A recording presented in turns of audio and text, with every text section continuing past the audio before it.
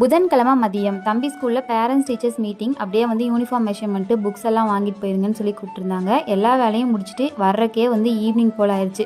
வரும்போதே வந்து ஏதாவது செய்வோம் ஸ்நாக்ஸ் மாதிரி அப்படின்னு யோசிச்சுட்டே தான் வந்தேன். வண்டி கடை சுண்டல் குருமா இருக்கு இல்லையா, அதாங்க செஞ்சுருந்தேன்.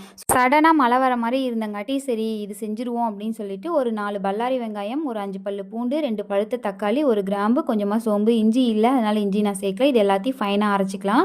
இப்போ ஒரு சட்டியில் கொஞ்சமாக எண்ணெய் ஊற்றிட்டு நம்ம அரைச்சி வச்ச விழுது அது கூட சேர்த்து நல்லா ஒரு வதக்கி மூடி வச்சுருங்க. பச்சை வாசம் போனதுக்கப்புறம் 1 ஸ்பூன் அளவுக்கு கரம் மசாலா, 1 ஸ்பூன் குழம்பு மிளகாய்த்தூள், 1/4 ஸ்பூன் மஞ்சத்தூள், கொஞ்சமாக உப்பு, பட்டாணி வேக வச்ச தண்ணி இருக்கு இல்லையா அதையும் ஊற்றி நல்லா அது கொதிக்கட்டும். அதுக்குள்ளே நம்ம வேக வச்ச பட்டாணியை ஓரளவுக்கு மசிச்சு எடுத்துக்குவோம். அது நல்லா கொதி வந்ததுக்கப்புறம் நம்ம மசிச்சு வச்ச பட்டாணியும் அது கூட சேர்த்துட்டு உப்பு கரெக்டாக இருக்கா காரம் கரெக்டாக இருக்கான்னு செக் பண்ணியாச்சு. எல்லாமே பர்ஃபெக்டாக இருந்தது.